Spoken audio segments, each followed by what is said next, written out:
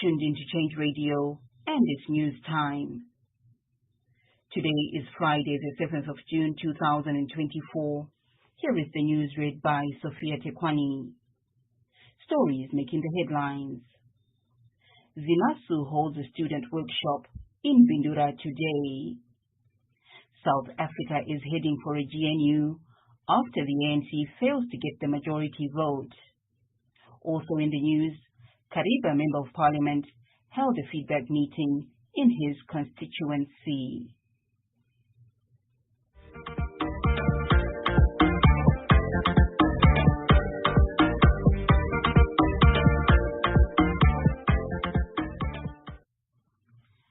And now for the stories in detail. Today in Bindura in Mashonaland Central, the ZINASU leadership organized an ideological orientation program. The main speakers were the Honorable Gift Ostalo Siziva and Mr. Ngobizita Mlambo. They discussed issues related to understanding the national question, defined as the fight for accountability and equity. The speakers emphasized that students play and will continue to play a crucial role in President Chamisa's journey and governance agenda. They stressed the importance of ideological preparation and grounding to contribute to the national vision, governance agenda, and the Zimbabwe we aspire to create. Students are seen as a vital part of advancing this agenda. South African President Cyril Ramaphosa has announced that the ANC will form a government of national unity. This decision follows the ANC losing its majority in last week's elections. Ramaphosa stated that the ANC is engaging the opposition parties such as the EFF, the IFP, and the DA to create this new government. He also emphasized the need for national dialogue to unite the country. However, EFF leader Julius Malema has made a statement claiming that his party is not supporting this idea. Let's hear Malema speaking. No, there was a story of government of national unity. Mandela. Yeah.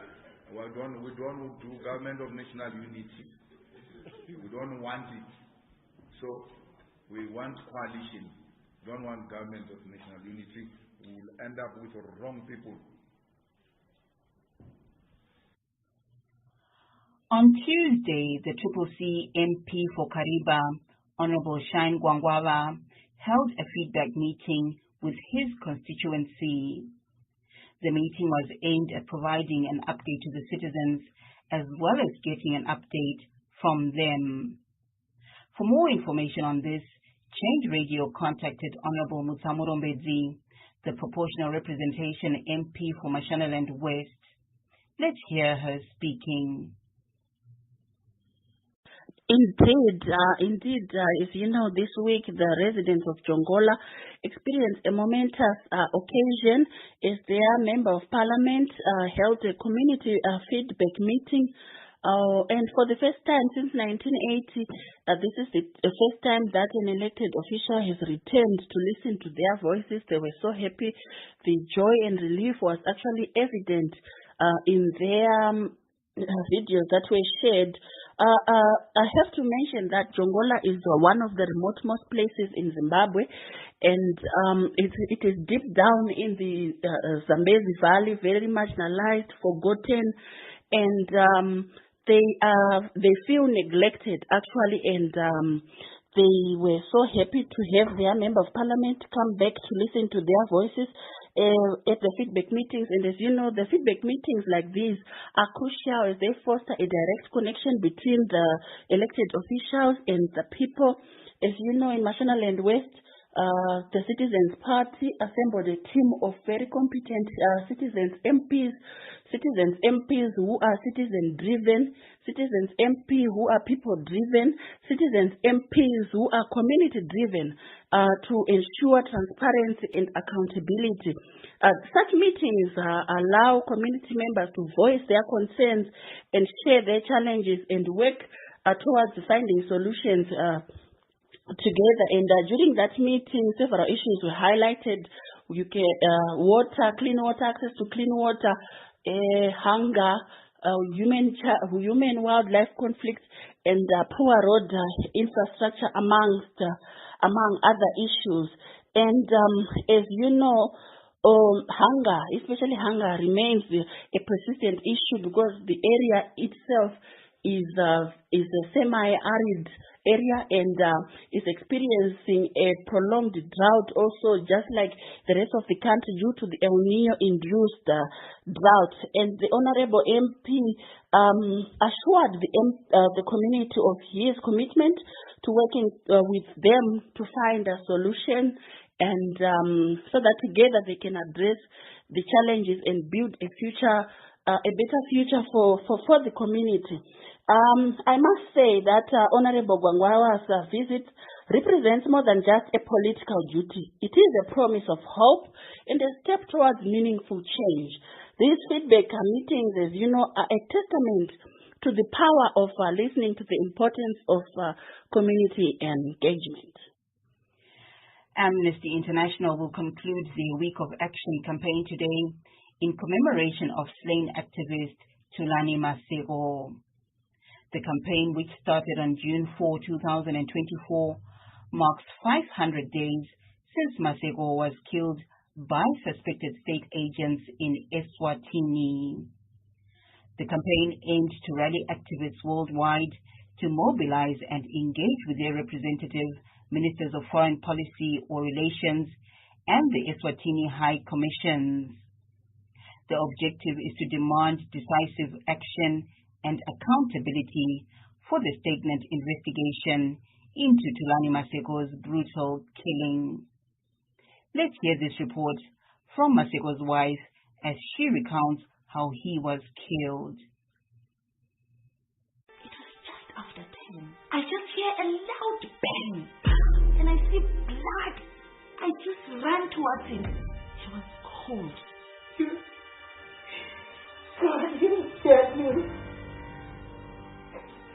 The Swaziland Solidarity Network is accusing King Mswati III of killing renowned human rights lawyer and activist Thulani Maseko.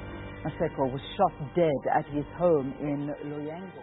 Thulani was this very humble man. He was an amazing God. He was willing to do anything for me and the boys. Thulani believed in openness. Thulani believed in change. He was always perceived as a terrorist. They feared him enough that they couldn't face him. The king says he has people that he has hired.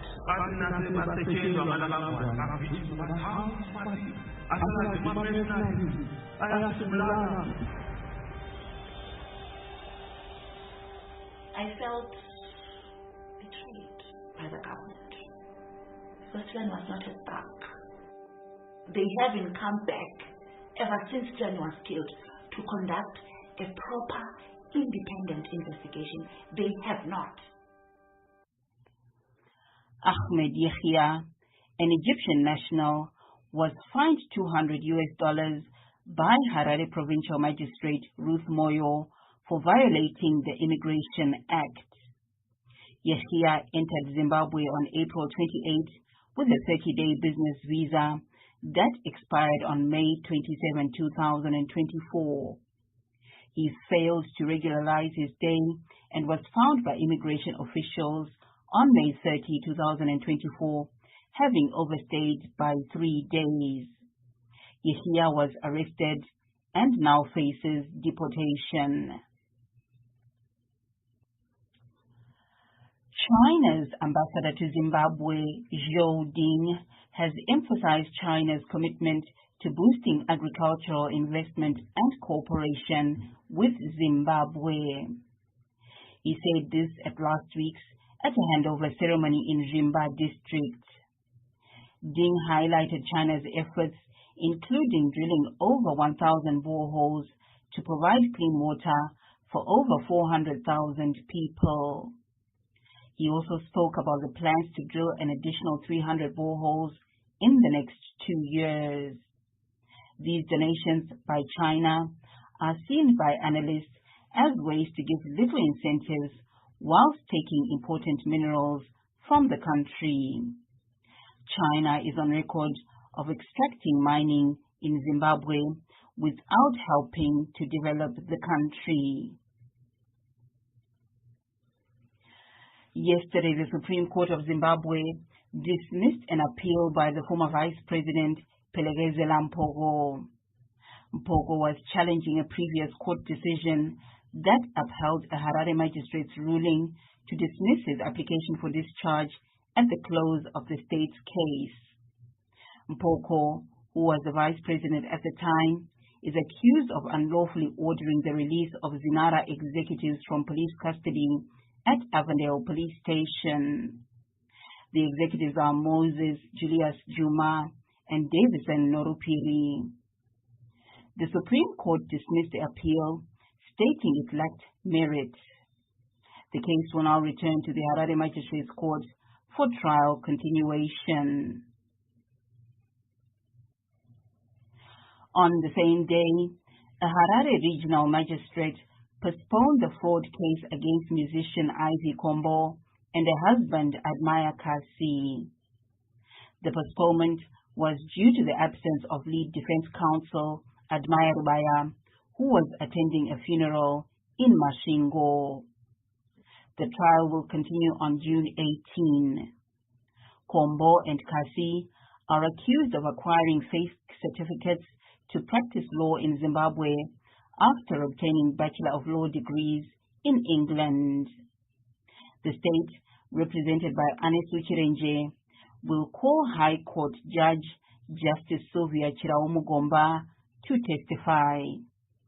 Chiraumugomba allegedly authored a letter exempting the couple from writing conversion examinations. According to court documents, Chirenje said that the judge's testimony is crucial for justice in the case. Villagers in Ward 16 Dombodema and Dombolefu areas of Bulilima district in Plumtree are losing cattle because of a broken fence on the Zimbabwe and Botswana border.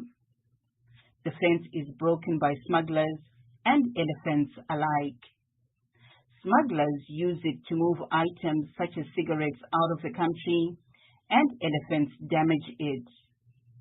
This makes the cattle wander into Botswana, where they're either shot by officials or stolen by cattle rustlers.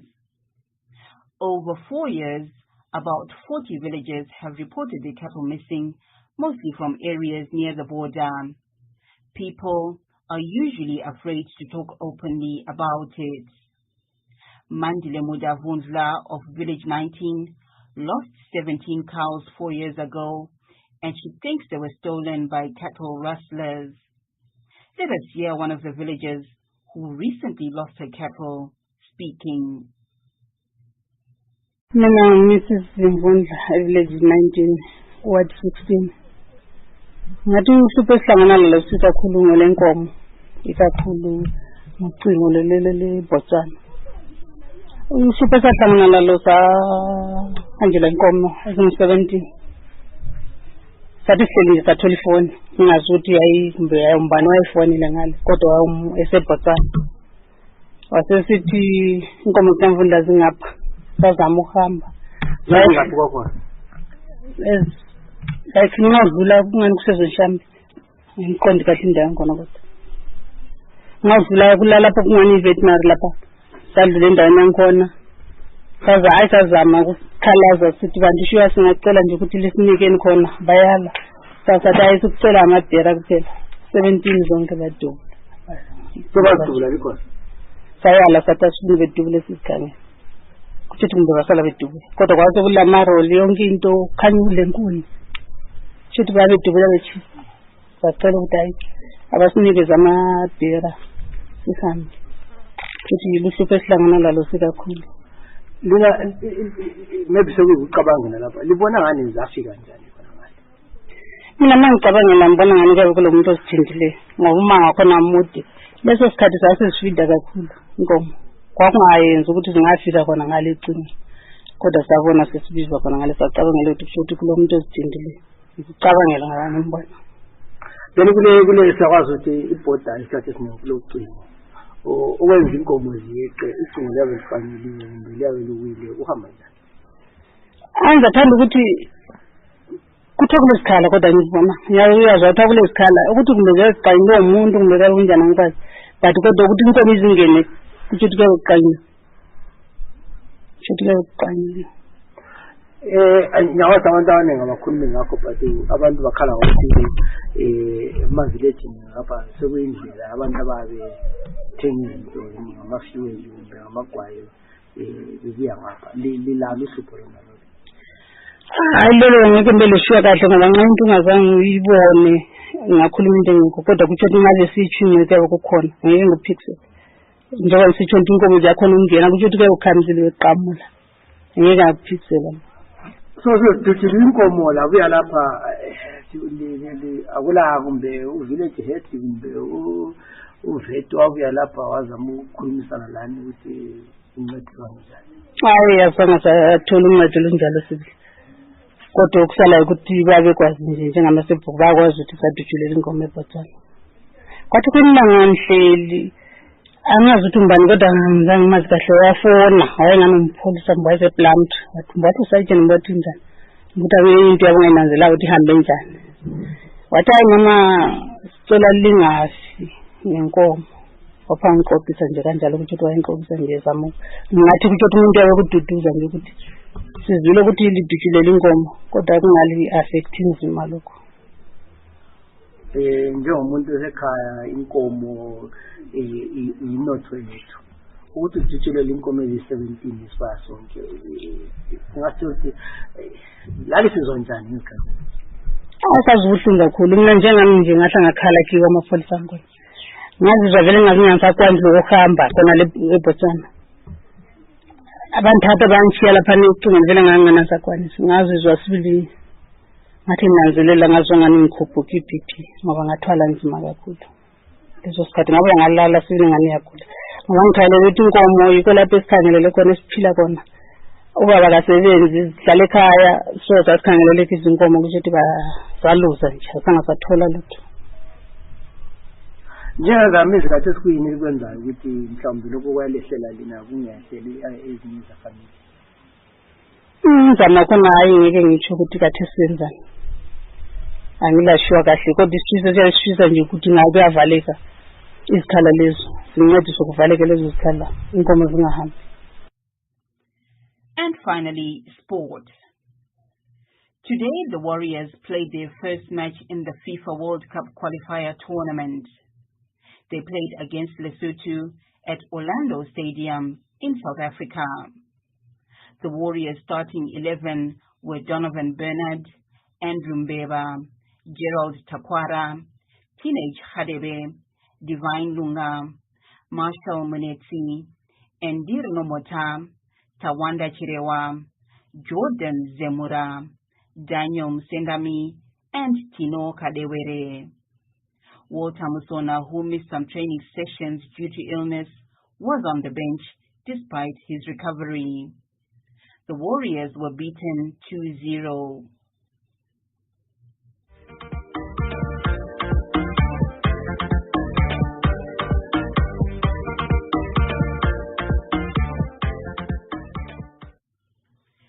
And to end this news bulletin, here are the headlines once again. ZINASU holds a student workshop in Bindura today. South Africa heading for a GNU after the ANC fails to garner the majority vote. And Kariba MP held a feedback meeting in his constituency. This ends this news bulletin. For myself, Sophia Tekwani, and the rest of the Change Radio News team, we wish you pleasant listening here on Change Radio.